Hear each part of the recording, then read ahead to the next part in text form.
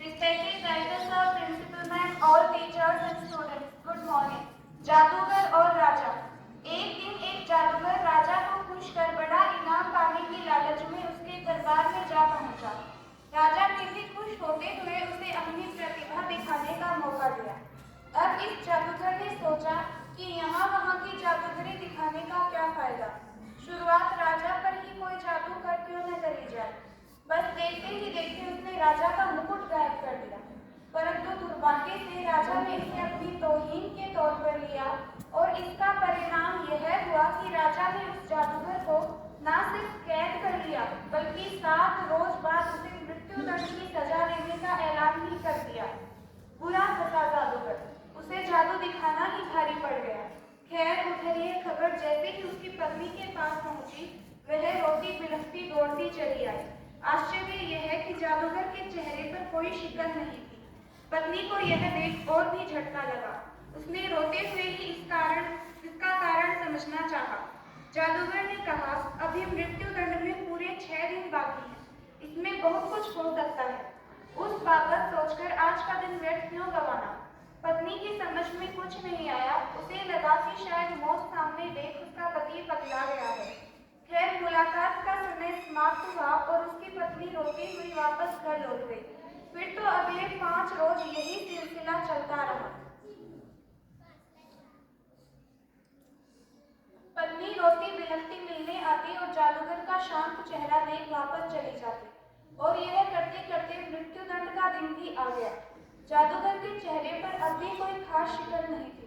उधर ठीक मृत्युदंड वाले दिन राजा घोड़े पर सवार होकर जादूगर से मिलने आया। राजा के घोड़े को देखकर जादूगर को एक चाल सूझी। वह तुरंत उदासी ओढ़े रोना चालू हो गया। यह देख राजा बड़ा तंग गया।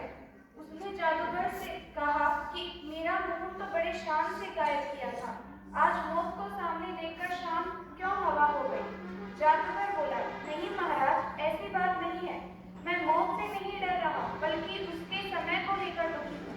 दरअसल पिछले 2 वर्षों से मैं अपने घोड़े को उड़ना सिखाने में लगा हुआ था और अब ज्यादा से ज्यादा 1 वर्ष में मैं उसे उड़ना सिखा भी देता, लेकिन अफसोस कि अब मेरे पास वह 1 वर्ष का समय ही नहीं।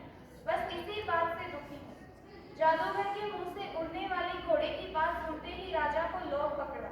यदि उड़ने वाला घोड़ा मेरे पास आ जाए तो फिर मैं तो युद्ध कभी हारूं ही नहीं। उसने पासा फेंकते हुए कहा, यदि मैं 1 वर्ष तुम्हें दे दूं तो। राजा को अपनी बिछाई बिशात में फंसता देख मन ही मन जादूगर बड़ा खुश हुआ, परंतु चालाक पूरा था। सो बोला बड़े शांत भाव से ही, तो उड़ने वाला घोड़ा मैं आपको समर्पित कर दूंगा। लोभी राजा बोला, तो ठीक है, तुम आज से आजाद हो, पर याद रखना सिर्फ 1 वर्ष के लिए। यदि 1 वर्ष में तुम मुझे वह घोड़ा नहीं दे पाए तो तुम्हें मृत्युदंड दे दिया जाएगा। बस जादूगर को आजाद कर दिया गया। खुश खुश जादूगर घर पहुंचा। घर पहुंचते ही वह चौंक गया। घर में मातम छाया हुआ था। आसपास के लोग भी एकत्रित हो चुके थे। हर कोई यह मानकर चल रहा था कि इसको मृत्युदंड दे दिया गया होगा। सब जादूगर की पत्नी को सांत्वना देने और उसे संभालने को ही एकत्रित हुए। लेकिन इधर जादूगर को जीवित वापस आया देख सब आश्चर्यचकित हो गए और जब उसने बताया कि राजा ने उसे छोड़ दिया है तो मातम तत्क्षण खुशी में बदल गया और फिर कुछ देर में सब अपने अपने घरों को लौट गए। इधर एकांत मिलते ही पत्नी ने पूछा कि यह चमत्कार कैसे हुआ। जादूगर ने तनते हुए घोड़े वाली बात विस्तार से बता दी। यह सुनते ही पत्नी फिर उदास हो गई, रो भी पड़ी। वह जानती थी कि उसका पति एक झूठी कहानी सुनाकर छूट आया है और जब 1 वर्ष बाद पोल खुलेगी तो मृत्युदंड फिर मिलेगा ही। उसने जादूगर से कहा भी कि यह तो पूरा 1 वर्ष अब इसी चिंता में गुजरेगा। जादूगर ने उसके सर पर हाथ फेरते हुए कहा, पत्नी, 1 वर्ष का समय बहुत लंबा होता है। उस दरमियान हजारों नई घटनाएं घट सकती हैं। तो अभी तो जो 1 वर्ष हाथ में है उसे मस्ती से गुजारे। और ऐसा ही हुआ।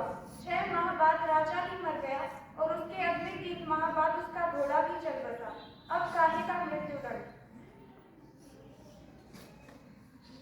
दरअसल यहाँ घटने वाली हर घटना लाखों पिछली घटनाओं का जोड़ है और जब लाखों घटनाओं का जोड़ है तो उन लाखों घटनाओं पर नियंत्रण भी है।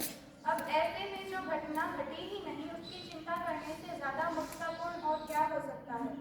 आप भी गौर करें तो तत्क्षण समझ जाएंगे कि आपकी अधिकांश चिंताएं काल्पनिक है, वास्तविक या वर्तमान नहीं। आप अधिकांशतया वास्तविक चिंताओं के बजाय सोच सोचकर पैदा की हुई चिंताओं में ही अपने जीवन का महत्वपूर्ण समय गंवा देते हैं।